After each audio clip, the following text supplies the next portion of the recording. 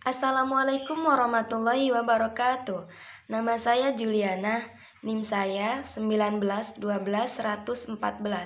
Saya dari kelas A semester 4, jurusan Pendidikan Agama Islam.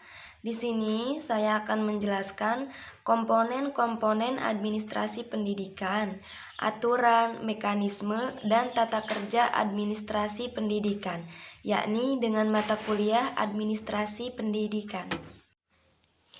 Menurut Rosmiati Aziz di dalam bukunya, komponen-komponen administrasi pendidikan, yang pertama, administrasi pendidikan sekolah. Administrasi personel sekolah adalah segenap proses penataan personel di sekolah.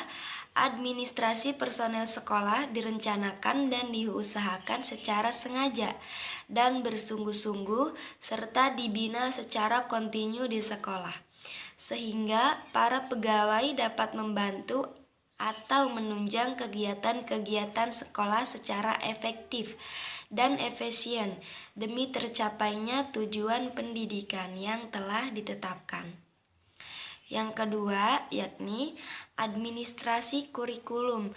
Administrasi kurikulum berkaitan dengan pengelolaan pengalaman belajar yang dialami oleh siswa yang membutuhkan strategi tertentu sehingga menghasilkan produktivitas belajar. Strategi mulai dari perencanaan, pelaksanaan, sampai evaluasi perlu didukung oleh sumber daya yang memadai.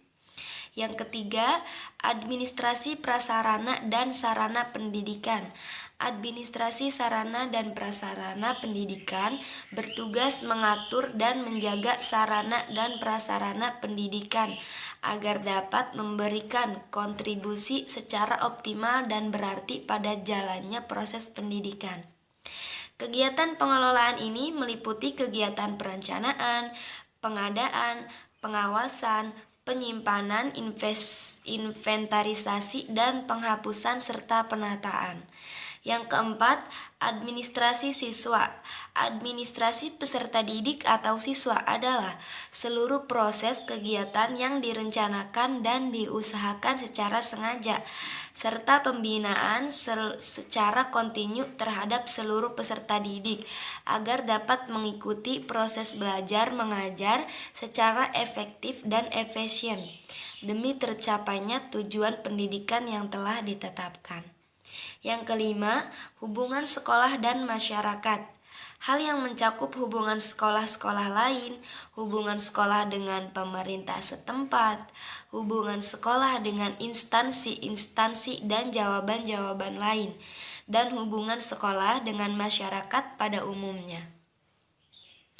Aturan atau mekanisme dan tata kerja administrasi pendidikan, yakni yang pertama, administrasi personel sekolah, antara lain rekrutmen atau penarikan mulai dari pengumuman, penerimaan pegawai, pendaftaran, pengetesan, pengumuman diterimanya pegawai sampai dengan daftar ulang.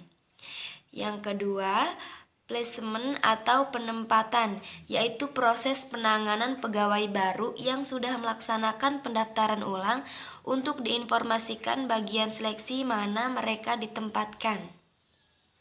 Yang ketiga, development atau pengembangan, dimaksudkan untuk peningkatan mutu pegawai baik dilakukan dengan melalui pendidikan maupun kesempatan-kesempatan lain seperti penataran, diskusi ilmiah, loka karya, membaca majalah dan surat kabar, menjadi anggota organisasi profesi dan lain sebagainya.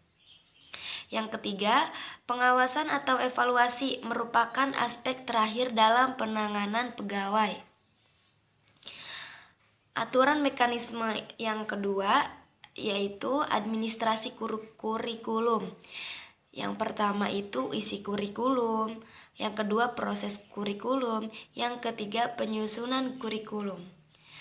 Selanjutnya, administrasi sarana dan prasarana, yakni perencanaan kebutuhan. Yang kedua, pengadaan sarana dan prasarana. Yang ketiga, inventarisasi. Yang keempat, pemeliharaan. Yang kelima, penggunaan. Yang keenam, penghapusan.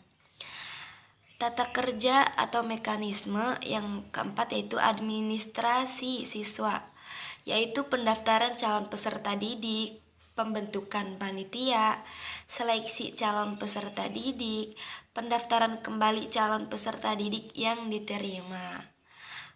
Yang terakhir, pelaporan pertanggungjawaban pelaksanaan calon peserta didik kepada kepala sekolah. Sekian, terima kasih. Kurang lebihnya mohon maaf. Wassalamualaikum warahmatullahi wabarakatuh.